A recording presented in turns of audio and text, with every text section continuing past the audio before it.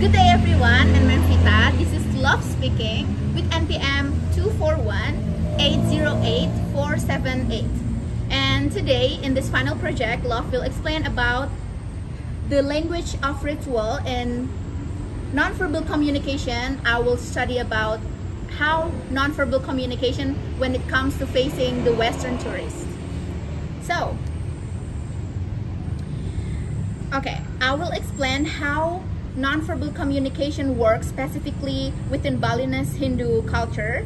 Bali is known worldwide for its ritual and ceremonies, but often overlooked are the rich layers of nonverbal expressions embedded in this tradition. But often overlooked are the rich layers of nonverbal expressions embedded in these traditions. This included body positioning during religious rites, symbolic and hand gesture or mudra, temple dress codes, the use of offerings, and even ritual silence like nyepi. I chose this topic to highlight how unique and sacred these silent communications, nonverbal communication, are in maintaining spiritual harmony and social structure in Balinese Hindu communities. Okay, so what I'm aiming, I have summarized it in 3 points of today's presentation. Nonverbal cues, nonverbal communication cues are central in Balinese Hindu culture. Gestures, silence, dress, rituals, and space. And I aim is to understanding the unique silence expressions in Balinese communication. So, what is nonverbal communication? Nonverbal communication refers to messages that are conveyed without using words. These include facial expressions, body postures, gestures, eye contact, physical distance, touch, clothing, silence, and religious symbols. In Balinese Hinduism, many religious practices and interpersonal interactions rely heavily on these cues. For example, the shape of an offering, canang sari, or the position of hands during prayer has meaning that doesn't need verbal explanation. And understanding these expressions is really essential, crucial, especially in high context culture like in Balinese. So, next slide is about the culture context of Balinese Hinduism. Balinese Hinduism, or agama Hindu Dharma, is the spiritual backbone of Balinese culture. It emphasizes harmony through Trihita Dharma. So it's like a balance between human nature and God. Another core belief is Tat Tuam Asi here, meaning you are me, I am you, which nurtures empathy and community. And these philosophies are reflected in highly ritualistic behaviors and layered symbolism. Next, yeah, it's still the same. Every action, every silent bow, or the placement of flowers like this in canang sari, offering, carries sacred meaning. The structure of religious and social life is highly stratified. And this is reflected through nonverbal communication, nonverbal codes, nonverbal symbol, unique to Balinese Hindu practice. Next, I will explain about the facial expressions, for example, like eye contact during the ceremonies. So here, facial expression in Balinese Hindu context is controlled and reflective. During ceremonies, participants often maintain a calm, meditative faces as a sign of spiritual disciplines and inner focus. They show like inner focus when they do the ceremonies. So unlike many Western culture where expressive emotions are encouraged, Balinese Hindu emphasize serenity. So during prayers, eyes are often lowered and gently closed, not just as politeness, but also a form of devotion and humility before the divine. So excessive smiling, laughing, or frowning during the rituals, it shows like maybe a disrespectful and disruptive for that prayer, for that ceremonies, the sacred for the ceremonies. Okay, so next, I will explain about the gesture and ritual kinesics. In Bali Hinduism, gestures are ritualized and having a deeply symbolic. The sembah gesture varies in position depending on the subject. For example, held at chest level to greet others on the prayer, and maybe raised above the head when it's direct to deities.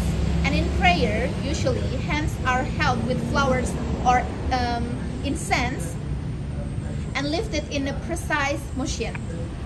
The order of movements reflect respect and its intention. Sacred mudra, symbolic hand gestures, inherit from Hindu tradition and are used by priests during blessings and by dancers perhaps in sacred performance. Each movement is codified and spiritually loaded. Next, I will explain about the ritual space, or we call it prosemics. Yeah. Okay, prosemics and ritual space. Balinese temple have specific spatial arrangement that are respected non-verbally. The most sacred area, Jeroan, is accessed only by certain participants, such as priests or those in ceremonial roles. The altar and the middle courtyards are used for preparation and general gathering. People sit or stand in particular formations, often without verbal instruction.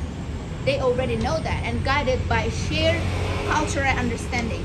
And this non-verbal spatial awareness maintains the ritual purity and respect for the spiritual hierarchy within the ceremonies. Next, it's about the clothing and symbolism within the clothing. So Balinese ceremonial attire is more than a tradition. It is a non-verbal signal of spiritual awareness. Within clothing like this, we can see here, and clothing represent purity. Yellow here is symbolized as or associated with sensitivity, and the black and white here, actually it's various, but the common colors is yellow, white, and black. Black and white, sacred saput poleng, symbolize the dual nature of life. These colors and arrangement communicate the wearer's intention and alignment with the ritual values. Women wear kabaya with a tightly wrapped such to express both modesty and respect during the ceremonial. Men wearing udeng like this, udeng here, as a head covering with its fold pattern indicating readiness for the ceremony for both parties, men and women. Okay, so next we will explain about the ritual dance and the movements. Balinese dances such as tari rejang, tari tari sahyang or tari rejang are not performed for applause for the tourists, for the people who watch that dance, but as offering to the gods, to their gods. Every movement from a dancer's finger to their side the long eye flick, like we know, called saladet, carries encoded meanings, and these movements reflect mythical stories. These movements reflect mythical stories, honors ancestors, and invited deities to descend. The dance became a silent ritual prayer. Understanding this allows us to see dance as a non-verbal spiritual language. Okay, next we will explain about another example. It's Nyepi Day. I guess we all know Nyepi Days, and those who celebrate Nyepi, of course Hindu, but people who are in Bali also have to respect the Hinduism that are celebrating the Nyepi Day there. They have to stay in home.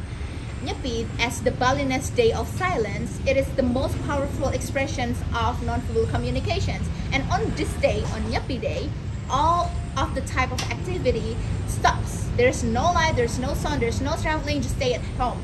It is a collective commitment to introspection and cosmic balance. And the practice of tapabrata, penyepian, involves fasting from worldly distraction to purify the soul. Through the silence to the nyepi, the Balinese express humility, reflections, and alignment with the universe. It is one of the most unique to profound example of cultural nonverbal communications. Now, we will explain about intercultural misinterpretation, perceptions, and also cultural sensitivity. This kind of misunderstanding often happen when people from low context culture, such as the US, Australia, or part of Europe, like the western part, visit Bali as a tourism. In their culture, communication is more explicit and verbal. So the sacred silence or symbolic gesture in Bali might be overlooked or misread. For example, a tourist might smile, talk loudly, or try to touch the dancer who are dancing in Bali, thinking it's part of a show. However, in Bali Hinduism, such as acts break the spiritual flow.